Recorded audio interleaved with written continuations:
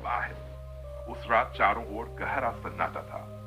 पहाड़ों की ऊंचाइयों पर चलने वाली ठंडी हवा अजीब सी फुसफुसाहट कर रही थी, जैसे कई आवाजें उसमें घुली हों। मैंने पीछे मुड़कर देखा, कोई नहीं था, पर मुझे महसूस हो रहा था कि मैं अकेला नहीं हूं। पुल की लकड़ियां चमड़ा रही थी और जैसे ही मैंने आगे कदम बढ़ाया, मेरे पीछे से एक और कदमों की हल्की आहट आई।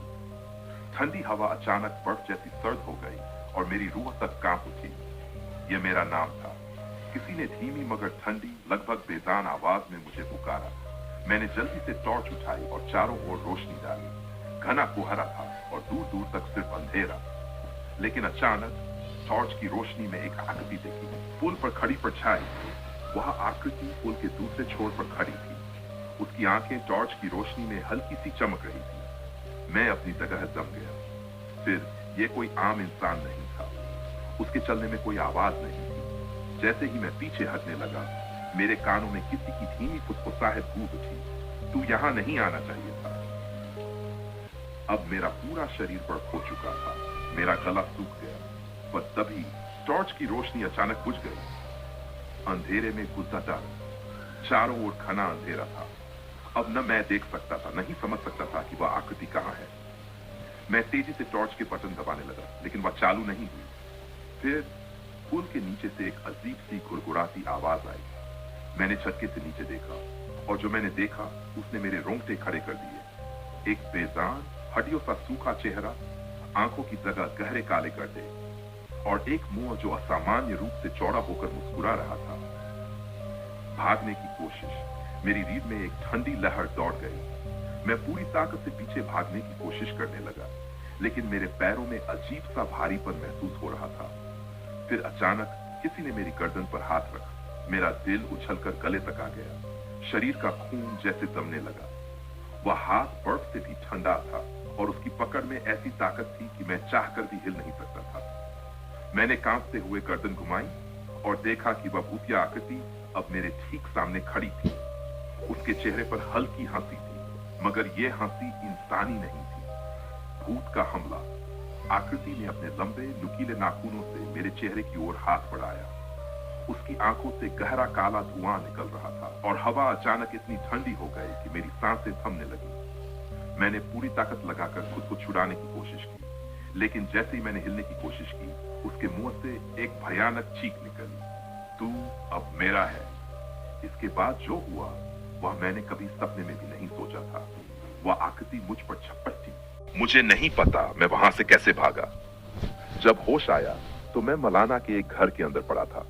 शरीर में इतनी कमजोरी थी कि हिलना मृत। मुझे आसपास धुंधली आकृतियां दिख रही थी। कुछ गांव के बुजुर्ग थे जो बुदबुदा रहे थे और बाकी स्थानीय लोग जिनकी आंखों में अजीब डर झलक रहा था। तभी एक बुजुर्ग आदमी ने झुककर मुझसे कहा, बेटा तुझे वहां नहीं जाना चाहिए था, अब ये तेरे साथ ही जाएगा। उसकी आवाज सुनकर मेरे अंदर एक अजीब सिहरन दौड़ गई। घर वापसी पर कुछ साथ आ गया था।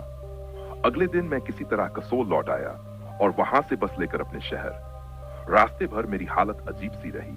बार बार ऐसा लगता जैसे कोई मुझे देख रहा हो।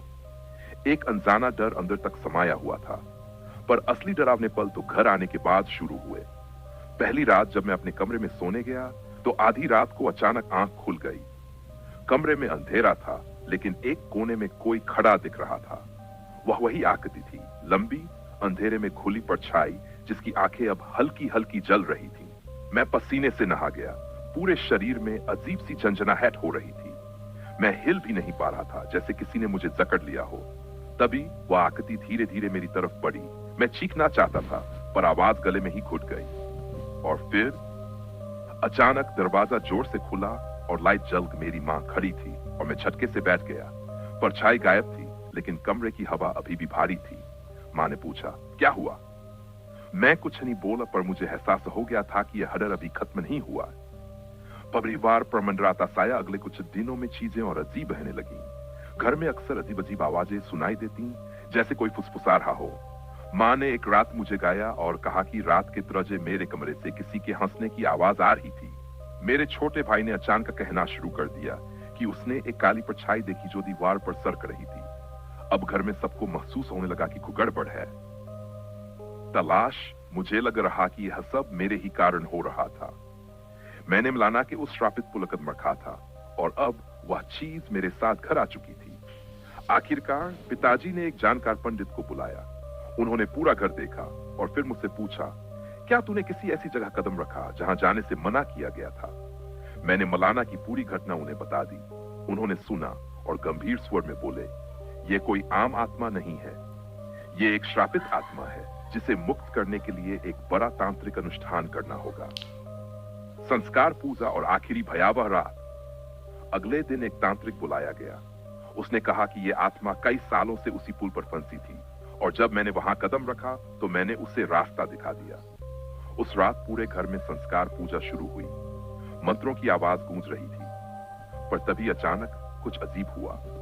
पूजा के बीच में ही दीपक की लौ अचानक नीली पड़ गई। कमरे में बैठी मेरी मां अचानक बेसुध होकर गिर पड़ी। बाहर अचानक जोरों की आंधी चलने लगी, जैसे कोई ताकत इसे रोकने की कोशिश कर रही हो। फिर तांत्रिक ने जोर से मंत्र पढ़ते हुए कहा, वाह, यहां है। मैंने देखा कमरे के कोने में धुएं जैसी एक काली आकृति बन रही थी। उसकी आंखें जल रही थी और उसने धीरे धीरे मेरी ओर हाथ बढ़ाया। तांत्रिक ने आखिरी मंत्र बोला और हवन कुंड में कुछ फेंका। अचानक एक भारी धमाके की आवाज हुई और सब कुछ शांत हो गया। अंत या एक नई शुरुआत। पूजा के बाद सब कुछ सामान्य लगने लगा। वह परछाई गायब हो गई थी और घर का माहौल भी हल्का हो गया था। पर मुझे अब भी कभी कभी ऐसा लगता है कि कोई मुझे देख रहा है, क्योंकि मलाना के उस सुनसान पुल पर मैंने कुछ ऐसा छेड़ दिया था जिसे कभी छेड़ना नहीं चाहिए था, और कुछ चीजें नहीं छोड़ती।